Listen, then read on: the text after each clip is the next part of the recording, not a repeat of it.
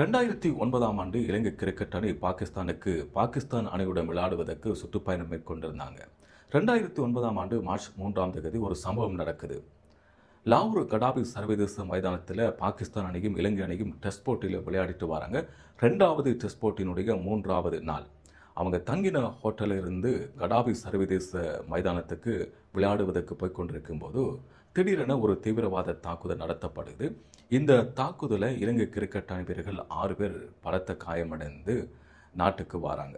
உடனே அந்த டெஸ்ட் போட்டியும் நிறுத்தப்படுகிறது. விமானம் மூலமாக நாட்டுக்கு அழைத்து வரப்படுறாங்க. அதில் கொஞ்சம் பலத்த காயமடைஞ்சவங்களை வைத்தியசாலையில் அனுமதித்து சிகிச்சை அளித்திருந்தாங்க. இந்த அணியில் மகிழ ஜெயவர்தன கேப்டனாக இருந்தார். வைஸ் கேப்டனாக குமார சங்ககார இருந்தார். மகிழ ஜெயவர்தன, குமார சங்ககார, அஜந்த மெண்டிஸ், திலான் சமரவீர, தரங்க பரணவித்தாரன் இவங்களுக்கு காயம் ஏற்பட்டிருந்தது. பாகிஸ்தானில் இனி கிரிக்கெட் விளையாடப் போவது ஆபத்தான ஒரு நிலைமையாக மாறி வந்தது. இந்த தாக்குதலுக்கு பிறகு பாகிஸ்தானில் 10 வருஷம் எந்த விதமான சர்வதேச போட்டிகளும் நடைபெறவில்லை, தடை விதிக்கப்பட்டிருந்தது. தாக்குதல் சம்பந்தமாக ஹோட்டலில் இருந்து இவங்களை மைதானத்துக்கு அழைத்து சென்ற அந்த பஸ்ஸினுடைய இவங்களுக்கென்று ஒதுக்கப்பட்ட பிரத்யேக பஸ்ஸினுடைய டிரைவர் சொல்லும்போது, இலங்கை கிரிக்கெட் அணி வீரர்களை நான் மைதானத்துக்கு அழைத்து வரும்போது திடீரென வெடிச்சத்தம் கேட்டது. அந்த வெடிச்சத்தத்தை கேட்ட நான் ஏதோ ஒரு கொண்டாட்டமாக அல்லது ஒரு களியாட்டமாக இருக்கும் அப்படின்னு நினைத்தேன். எனக்கு முன்னால் இருக்கின்ற கண்ணாடியால் நான் பின்புறமாக பார்த்தேன். இலங்கை கிரிக்கெட் அணி வீரர்கள் சீட்டில் இருந்தவங்க கீழே உட்கார்ந்து கொண்டு படுத்து கொண்டு இருக்கிறாங்க. பஸ்ஸினுடைய ஒரு கண்ணாடியை துளைத்து கொண்டு ஒரு குண்டு போய் கொண்டிருந்தது. பக்கத்தாலையும் கொண்டு போய் கொண்டிருந்தது. ஏதோ ஒரு விபரீதம் போட்டு நடந்திருக்கு அப்படிங்கிறத உணர்ந்தேன். பஸ்ஸுக்குள்ளே இருந்த இலங்கை கிரிக்கெட் அணி வீரர்கள் என்னை பார்த்து கோ கோ போ போ என்று சத்தம் போட்டு கத்தினார்கள். எனக்கு என்ன செய்ய என்று விளங்கவில்லை. என்ற உயிரை காப்பாற்றுறா அல்லது இலங்கை கிரிக்கெட் அணி வீரர்களை நான் உயிரை துச்சமாக நினைத்து காப்பாற்றுவதா அப்படின்னு நான் நினைச்சிட்டு இருக்கும்போது பஸ்ஸுக்கு முன்னால் ஒரு கை கொண்டு உருண்டோடி கொண்டிருக்கிறது. எனக்கு ஒரு பயம் ஏற்பட்டது. அந்த குண்டு வெடித்திருந்தா நாங்கள் எல்லாருமே அந்த இடத்துல உயிரிழந்திருப்போம். ஆனால் நல்ல வேளை அந்த குண்டு வெடிக்கலை.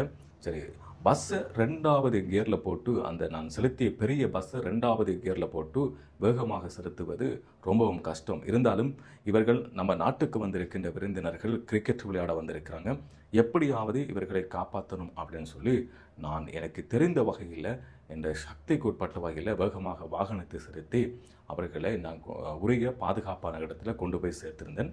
என்னை நிறைய பேர் பாராட்டி இருந்தாங்க.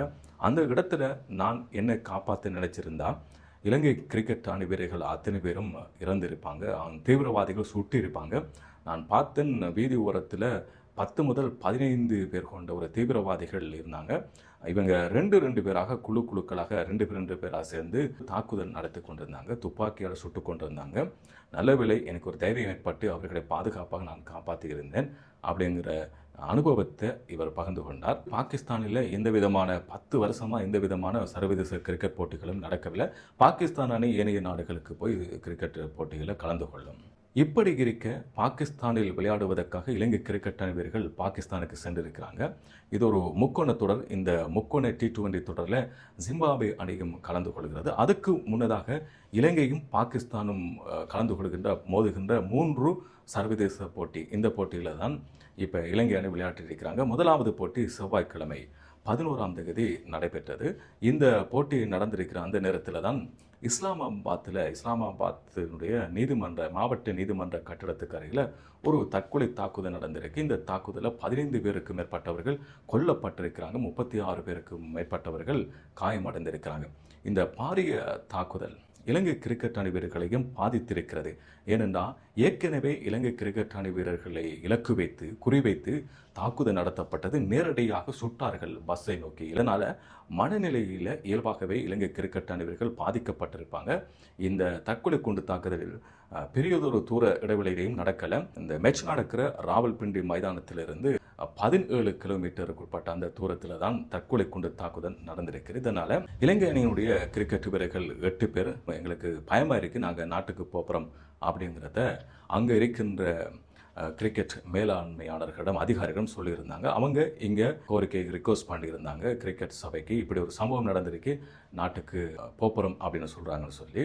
உடனே இலங்கை கிரிக்கெட் சபையினுடைய தலைவர் அதிகாரிகள் பாகிஸ்தான் கிரிக்கெட் சபையினுடைய தலைவர் அதிகாரிகள் தொடர்பு கொண்டு விளக்கமாக இந்த விசாரித்து இதனை அறிந்து கொண்டாங்க. அதுக்கப்புறமாக இலங்கை கிரிக்கெட் அணி வீரர்களுக்கு உத்தரவிட்டிருந்தாங்க. எல்லா ஏற்பாடுகளும் உங்களுக்கான பாதுகாப்பு ஏற்பாடுகள்லாம் செய்யப்பட்டிருக்கிறது. நீங்கள் பயப்பட தேவையில்லை. நீங்கள் பாகிஸ்தானுக்கு சென்றிருக்கின்ற இந்த சுற்றுப்பயணத்தை வெற்றிகரமாக நிறைவு செய்து விட்டு வாங்க.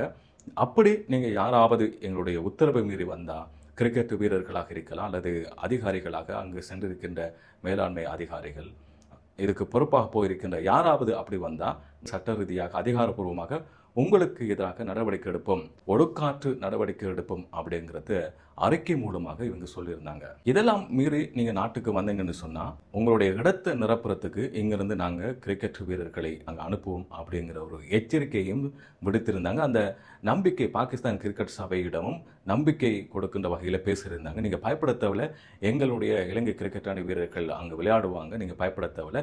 அப்படி யாராவது வந்தால் இங்கிருந்து நாங்கள் அதுக்கு பிரதிகளாக பதிலாக வீரர்களை அனுப்பி வைப்போம் அப்படிங்கிற ஒரு நம்பிக்கையும் பாகிஸ்தான் கிரிக்கெட் சபைக்கு கொடுத்திருந்தாங்க. இலங்கை கிரிக்கெட் அணி வீரர்கள் அதுக்கு பிறகு இந்த கதையை விட்டுட்டாங்க. நாங்கள் நாட்டுக்கு வரப்போறல அப்படிங்கிற விஷயத்தையே அவங்க விட்டுட்டாங்க. ஏனெண்டா தப்பித்தவறி யாராவது இலங்கை கிரிக்கெட் சபையினுடைய உத்தரவை நிராகரித்து வந்திருந்தா அதுக்கு பதிலாக ஏனைய வீரர்களை அவங்க அனுப்பியிருப்பாங்க. இலங்கை கிரிக்கெட் அணியில் இடம் பிடிப்பது விளையாடுவது என்பது மிகப்பெரிய ஒரு கடினமான விஷயம்.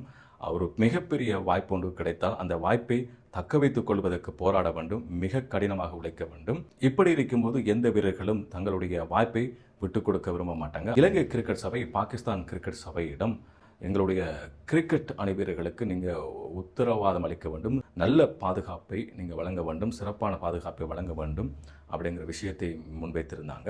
பாகிஸ்தான் கிரிக்கெட் சபையினுடைய தலைவரும் உள்துறை அமைச்சருமான மோசின் நக்வி இவர் இலங்கை கிரிக்கெட் சபையினுடைய தலைவர் அமைச்சர் இவங்களோட பேசி சுற்று போட்டியை வெற்றிகரமாக நடத்த வேண்டும், நீங்கள் ஒத்துழைக்க வேண்டும்.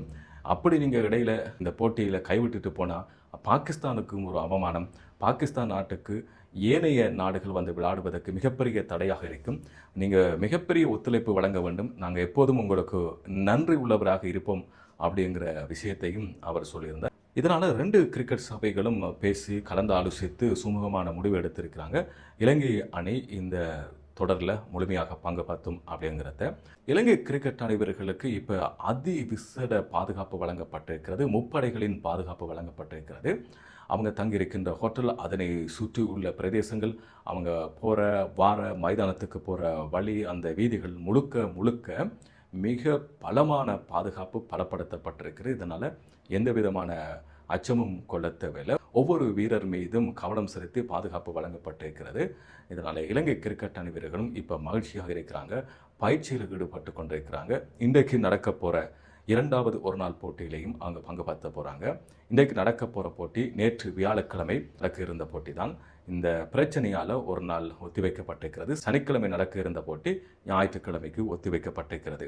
இது இப்படி இருக்க இந்த முக்கோண தொடரில் கலந்து கொள்வதற்கு ஜிம்பாப்வே அணியும் பாகிஸ்தானுக்கு வந்தாச்சு. பாகிஸ்தானுக்கு ஜிம்பாப்வே அணி வந்ததும் பாகிஸ்தானுக்கு ஒரு பலமாகவே உள்ளது.